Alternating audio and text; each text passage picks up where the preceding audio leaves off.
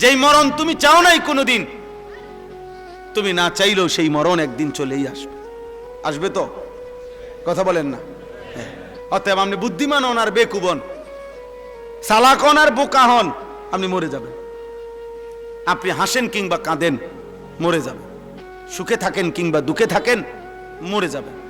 3 বেলা খানা খান আর উপাস থাকেন, মরে যাবেন। রাজপ্রাসাদের অট্টালিকায় থাকেন আর জীর্ণ কুঠির কুড়ে ঘরে থাকেন, মরে যাবেন। মরতেই হবে বাপ, চলে যেতেই হবে। হবে? কথা বলেন না কেন? হবে? হবে। অতএব দোস্ত, আল্লাহ এটাই বলছেন, বান্দা খামখেয়ালি করো না। অনুফিখা ফিস-সূর যালিকা ইয়াউমুল ওয়াঈদ। আল্লাহ তাআলা বলেন, ইসরাফিল ফু দিবে আর হাসরের মাঠ কায়েম হবে। আর হাসরের মাঠই ইয়াউমুল ওয়াঈদ, যেই মাঠের যেই দিনের ব্যাপারে তোমাদেরকে ভয় দেখানো হয়েছিল যে আখিরাতের হাসরের আযাব বড় কঠিন, সেটা কায়েম হবে। ওয়াজাআত কুল্লু নাফসিম মাআহা সাইকুম ওয়া শাহীদ। আল্লাহ বলেন, প্রত্যেকটি মানুষকে 2 জন ফেরেশতা হাসরের ময়দানে নিয়ে আসবে। 2 কাঁধের 2 ফেরেশতা, একজন পিছনে থাইকা সামনে আগাইতে থাকবে তাকে, যে আগে বারো আমি পিছনে আছি, আর আরেকজন আমল নামার ফাইলটা হাতে রাইখা তার সাথে সাথে থাকবে। সাইক যিনি, উনি পিছনে থাকবে। শাহিদ যিনি, উনি আমল নামাটা হাতে নিয়ে আল্লাহর সামনে এই ব্যক্তির ব্যাপারে সাক্ষ্য দিবে। আপনি বাইকবেন কোথায়? গাড়টা চাই একটা চটকোনা দিব ফেরেশতা দেব, বাতিজার ভূত কই যাও? হ্যাঁ, বাগো কই? পিছনেও একজন আছে, সাথেও আমি আছি, কই যাবা? আসো, হাসরের ময়দানে আসো। ইয়াউমা ইদিন ইয়াসদুরুন নাসু আশতাতা লিইউরাউ আমালাহুম। আসো, আমলনামা দেখতে আসো। এখন দেখবা, এখন দেখবা ফিডা কারে কয়, এখন দেখবা লাথি কারে কয়, এখন দেখবা নারীর মজা, এখন বুঝবা জিনার মজা, এখন বুঝবা নেশার বোতলের মজা, এখন বুঝবা এক এক লাথি দিয়ে দিয়া যখন জাহান্নামে ফেলবে। হ্যাঁ হ্যাঁ, আমি মজাক করে বলছি, লাথি দিয়ে দিয়ে জাহান্নামে ফেলবে। জাহান্নামে কোনো জাহান্নামীকে হাঁটাইয়া নেওয়া হবে না, লাথি দিয়ে দিয়ে নেওয়া, ধাক্কা দিতে দিতে নেওয়া হবে। কোনো জাহান্নামী স্বাভাবিক হেঁটে জাহান্নামেও যেতে পারবে না, লাথি দিতে দিতে নিবে, ধাক্কা দিতে দিতে। খুজুহু ফাগুল্লু সুম্মাল জাহিমা সাল্লু। সর্বশেষ আল্লাহ বলেন, লাকাদ কুনতা ফি গাফলাতিন মিন হাদা। বান্দা, এই মৃত্যু থেকে তুমি পলায়ন করেছিলে, গাফেল ছিলে, তুমি মনে করছিলে তুমি মরতা না। ফাকাশাফনা আনকা গিতাআকা ফাবাসারুকা আল-ইয়াওমা হাদীদ। মৃত্যুর মাধ্যমে, কথাটা এটা বোঝেন, এটার অর্থটাই সংক্ষেপে, মানে কোন ব্যক্তি মৃত্যুবরণ করে মানে হলো তার চোখটা বন্ধ হয়। তো চোখ বন্ধ হলে আমরা মনে করি বেটার চোখ বন্ধ হয়ে গেছে, অতএব সে আর কিছুই দেখবে না, মরে গেছে। আল্লাহ বলে, না বান্দা, চোখ বন্ধ করলে বাহ্যিক দৃষ্টিতে তুমি দেখছো মরা গেছে, এই দুনিয়া আমি বন্ধ করে দিছি আর কি, কিন্তু এইবার কবরে নিয়া আমি আল্লাহ এই চোখের এই পর্দা সরাইয়া দেব। এইবার ফাবাসারুকা আল-ইয়াওমা হাদীদ, এবার তোমার চোখ হয়ে যাবে এতটা পরিষ্কার যে কবরের থেকে তুমি জান্নাত পর্যন্ত দেখবা অথবা জাহান্নাম। এখন তো তুমি বেশি দূর দেখো না, তখন তোমার চোখের পাওয়ার হবে এমন, কবরে বসেই তুমি জাহান্নামের আযাব দেখবে। আর এভাবে যতদিন কিয়ামত না হবে ততদিন তুমি কবরে থাইকেই ছটফট করবা জাহান্নামের ওই আযাব দেখা। আর নেককার জান্নাতের নিয়ামত দেখা খুশিতে হাসতে থাকবে, খুশিতে হাসতে থাকবে। হ্যাঁ, মজার কোনো বিষয়ে মানুষ আগের থেকে কল্পনাতেও মজা পায়। বিরিয়ানি খাইব যখন মনে হয়, আমরা ছাত্র জীবনে যেদিন শুনতাম বিরিয়ানি দিব, আলহামদুলিল্লাহ আগের দিন থেকেই একটা মানসিক মনটার মধ্যে একটা প্রস্তুতি থাকতো যে রবিবারে বিরিয়ানি দিব, আগের থেকেই ভালো লাগতো। মাদ্রাসা যেদিন ছুটি দিবে এই দাঁড়ার কামে থাকতো। আমার মনে আছে, যদি মনে করেন বৃহস্পতিবারে ছুটি দিবে, আমরা বুধবার দিন কোনোদিন আমার মনে হয় না আমরা বেডিং বিছাইয়া ঘুমাইছি। বুধবার রাত্রে, বুধবারে বেডিং টেডিং বান দিয়া সব ক্লিয়ার, কোন রকম এমনি মাথাটা লাগাইয়া পরে থাকতাম। অথচ ছুটি হইল আগামীকাল দুপুরের পরে, কিন্তু মজা লাগতেছে যে বাজ্যাম। তো জান্নাতি বান্দা জান্নাত দেখেই মজা পাইতে থাকবে আর বলবে ইয়া রব্বি আকিমিস সাআ, আল্লাহ কিয়ামত হয় না কা, ইসরাফিল ফু দে না কা, হাত্তা আরজিআ ইলা আহলি, আমি আমার পরিবার আমার হুরেরা আমার জান্নাতে যাবো না আমি। আর নাফরমান বলতে থাকবে হাদিসে ইয়া রব্বি লা তাকুমিস সাআ, আয় আল্লাহ কিয়ামত যেন না হয়, ইসরাফিল যেন ফু না দেয়, আহা এই আযাবে আমি কেমনে থাকব। আল্লাহ আমাদেরকে হেফাজত করেন। অতএব প্রিয় ভাই, একটা একটা ছেলেকে অনুরোধ করছি দোস্ত, আমি অনেকক্ষণ বললাম, ছেলেরা আমার একটা একটা ছেলেকে অনুরোধ করলাম, নষ্ট হইও না, নষ্ট হইও না, নারীর ফান্দে জীবন শেষ করে দিও না, মোবাইলটার দিয়া জীবনটা নষ্ট করে দিও না, একটা মোটর সাইকেলের জন্য এমন সুন্দর একটা যুবক নষ্ট হয়ে যায়ও না, 12,000 14,000 টাকার একটা মোবাইলের কাছে এমন একটা হায়াত এমন একটা জীবন চরিত্রহীন বানায় দিও না, বরং জীবনটা সুন্দর করার চেষ্টা করেন। প্রত্যেকের কাছে অনুরোধ, নবী সাল্লাল্লাহু আলাইহি সাল্লামের একটা একটা সুন্নাত, একটা একটা সুন্নাত আমল করবেন। আল্লাহ তাআলা আমাদেরকে তৌফিক দান করেন। আমি এক্ষুনি ইনশাআল্লাহ দোয়া হবে। মাশাআল্লাহ মাশাআল্লাহ, আলহামদুলিল্লাহ আলহামদুলিল্লাহ, হুজুর ইনশাআল্লাহ দোয়া করবেন। মাশাআল্লাহ, অনেক মুবারক হয়েছেন। জি, দয়া করে প্রত্যেকের কাছে আমার, কেউ উঠাউটি করো না ভাই। হুজুর অল্প সময় কথা জানি, 16 বছরের ছেলের হালাত কি, 14 বছরের ছেলের হালাত কি, ক্লাস 9 এর ছেলের হালাত কি, অসংখ্য যুবক নওজোয়ান কিশোর মাওলানা সাহেব জিনা করতে করতে ক্লান্ত হয়ে গেছে, বেবিচার করতে করতে ক্লান্ত হয়ে গেছে। এমন ছেলেও হাজারবার চোখের পানি ফেলে আমগো কাছে দোয়া চাইছে, দোয়া চায়,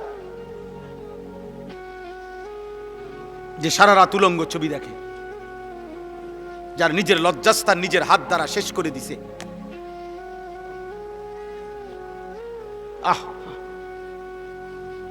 কোন মানুষের শরীরের স্বাস্থ্য শক্তি শৌর্য সবকিছুই শেষ করে দিচ্ছে। হ্যাঁ,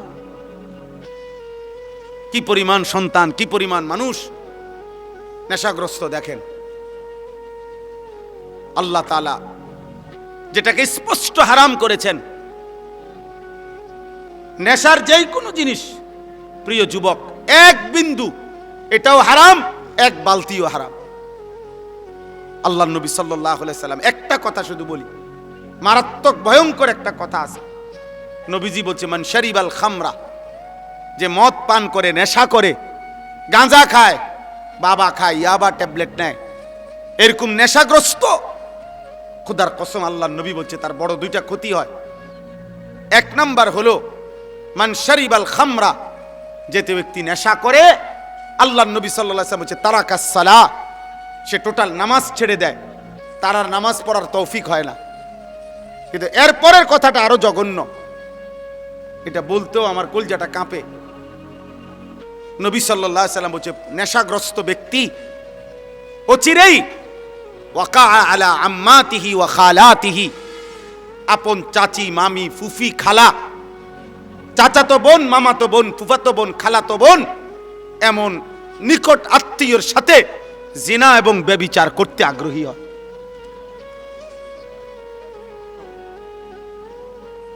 আল্লাহর কসম নবী বলছে। এজন্য যে নেশাখোর ওই জেনাখোর, যে নেশা করে সে জেনাও করে, যে জিনা করে সে নেশাও করে। হ্যাঁ, যেখানে গান বাদ্য হয় সেখানে জিনা ব্যভিচারও হয়, যেখানে জিনা ব্যভিচার হয় সেখানে গান বাদ্য হয়। এই তিন জিনিস একসাথে, নেশা, নারী, গান একসাথে। এক প্যাকেজ, এক প্যাকেজ। যেখানে মদের আড্ডা সেখানে গানেরও আড্ডা, নারীরও আড্ডা। যেখানে নারীর আড্ডা সেখানে মদেরও আড্ডা, গানেরও আড্ডা। আল্লাহ আমাদেরকে হেফাজত করেন, আল্লাহ আমাদেরকে হেফাজত করেন। এজন্য প্রিয় ছেলেরা, আমার এই শেষ তর্জমাটা শুনেন, আমার কথা শেষ। আল্লাহ তাআলা বলেন, ওয়ালাকাদ খালাকনাল ইনসানা, আল্লাহ আমাদেরকে আমাদের মৃত্যুর কথা মনে করায় দেওয়ার জন্য, মৃত্যুর কথা আল্লাহ কয়েকটা কথা বলছে। এক নম্বর, আল্লাহ বলে, শোনো, আমি আল্লাহই প্রত্যেকটা মানুষকে সৃষ্টি করেছি। এক, ওয়া না'লামু মা তুওয়াসওয়িসু বিহি নাফসু, আল্লাহ তাআলা বলে প্রত্যেকের অন্তরের গভীরে যত গুনাহের কুমন্ত্রণা, গুনাহের আগ্রহ আমি আল্লাহ জানি। লুকাইতে পারবা না আমার থেকে। আল্লাহ থেকে লুকানো সম্ভব?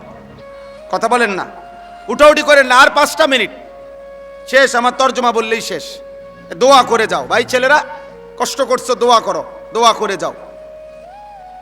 এরপরে ওয়া নাহনু আকরাবু ইলাইহি মিন হাবলিল ওয়ারিদ, আল্লাহ বলে যেই রগগুলোর মাধ্যমে, শিরা উপশিরার মাধ্যমে শরীরের ভিতরে সারা দেহে রক্ত সঞ্চালন হয়, আমি আল্লাহ তোমার ওই রগ রেশা শিরা উপশিরার চাইতেও কাছে।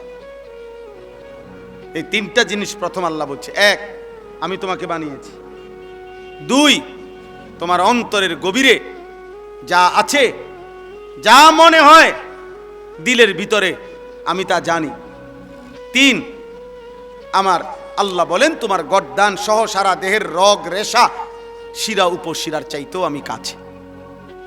4, ইয ইয়াতালাক্কাল মুতালাক্কিয়ানে আনিল ইয়ামিনে ওয়া আনিশ শিমালি কাঈদ, আল্লাহ বলে তোমার ডানে বামে 24 ঘন্টা আমার 2 জন ফেরেশতা মোতায়েন আছে। তুমি আড়াল করবা কেমনে? লুকাইবা কার কাছে?